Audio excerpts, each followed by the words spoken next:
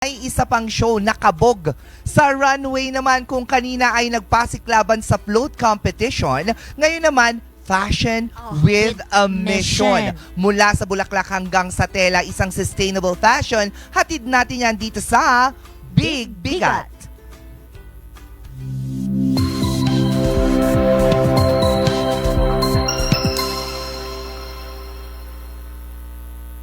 Nagsagawa ng isang makulay at natatanging fashion show ang Urban Petals Street Fashion Show kahapon, February 26, 2025 sa event area ng Session Road in Bloom.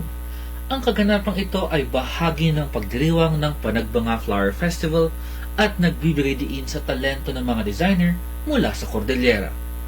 Ang Urban Petals ay isang pop-up street fashion show na nagtatampok ng mga disenyo at estilo mula sa mga upcycled woven textiles na binuo sa isang kahanga-hangang runway parade.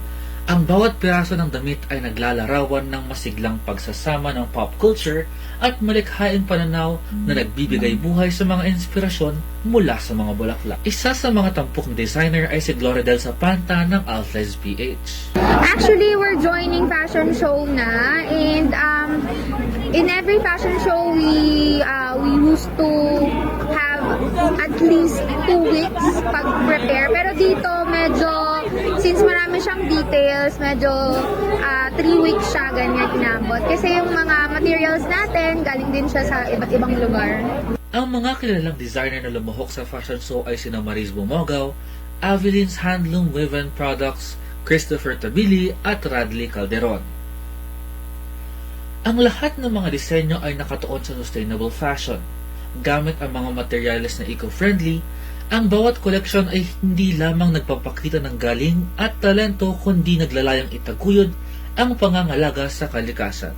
Isa sa mga nanood at pumalakpak sa fashion show ay si Roxanne Pilo. With this type of events, yung mga iba-ibang designers around Baguio gets to promote each of their designs and also promote na din Panagbanga Festival here in Baguio City. Nabigyan rin ng pagkakataon ng mga photographers na collaborators ng event na makuhanan ng litrato ang mga modelo tampok ang mga garbong kasuotan mula sa mga designers.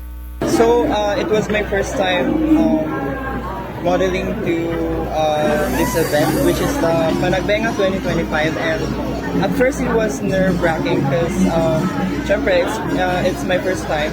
Pero yeah, the whole show, I really enjoyed it. Well, for Urban Petals Street Fashion Show, very overwhelming yung naging turnout ng ating event because it was really participated by a lot of fashion groups. You also have kids, we have teens, and also adults. We have professional models who joined and celebrated the Panagbanga Festival through a sustainable fashion show. With our featured fashion designers, stylists, and even crafters, overall these artists, we were able to really showcase what sustainable design, what sustainable fashion practices are, and we actually hindi lang ito fashion show, it's actually a campaign para sa atin to be more responsible in our clothes, in our attires. We can do sustainable practices such as upcycling, repurposing, well, while celebrating as well the Baguio Panagbanga Festival. Kaya nakita natin kanina na this street fashion show does not only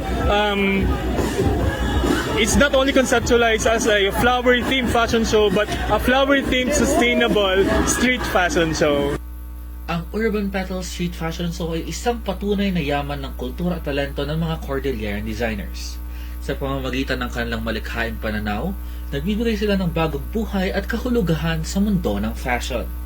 Ang kaganapang ito ay hindi lamang isang selebrasyon ng sining, kundi pati na rin isang hakbang tungo sa mga sustainable na kinabukasan ng fashion industry.